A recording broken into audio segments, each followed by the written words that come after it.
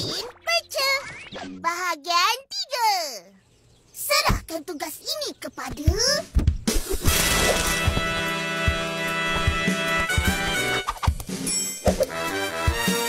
Detektif Upin dan Ipin.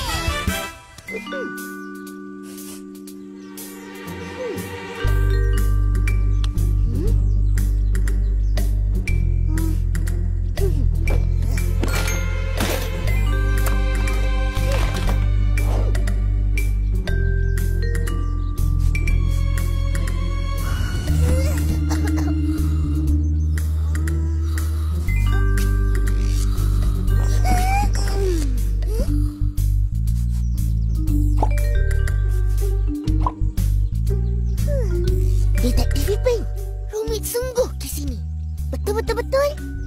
Suspek bertindak dengan cermat. Tiada sebarang bukti ditemui. Kecuali itu. Rasanya suspek sudah melarikan diri dari tingkap itu. Mari kita cari dia. Jom. Cuba Ipin.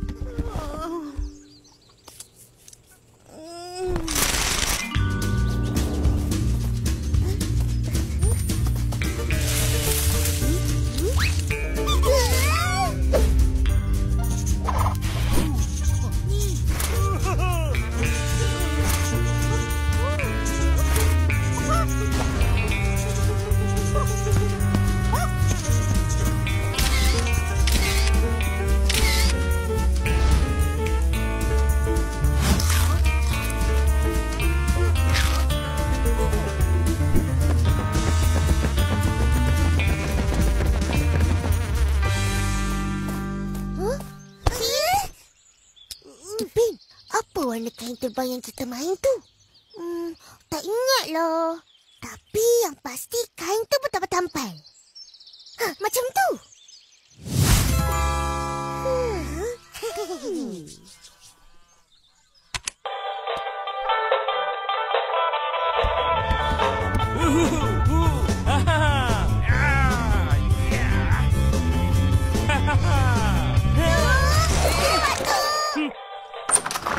Ya.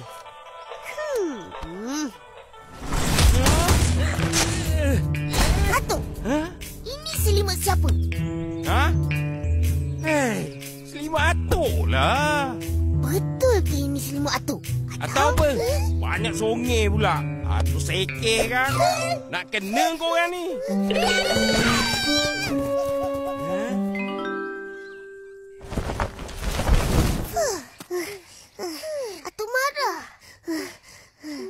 Tak apa. Kejap lagi, kita boleh soal dia semula. Itu pun macam selimut akak.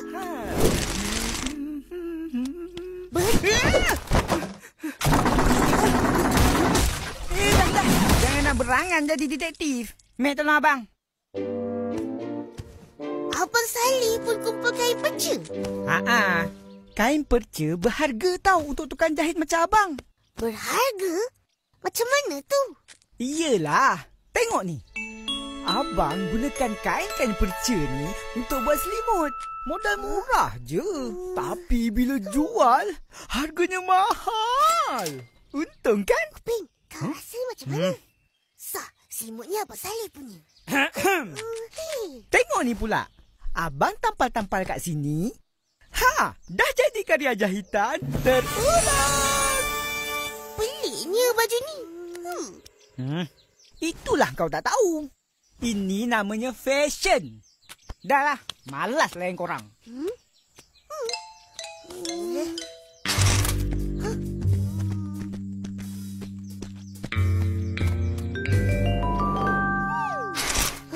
Ini.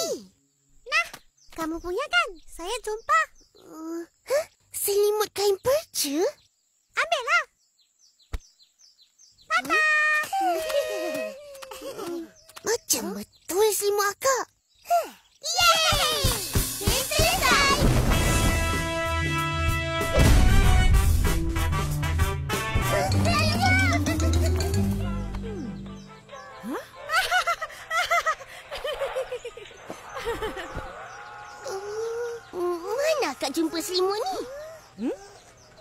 dah. Opa yang ambil basuh.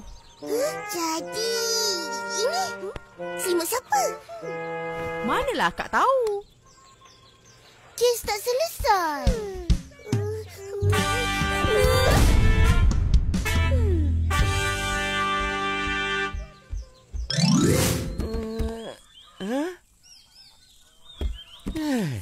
Mana selimut tu? Kau ambil ke?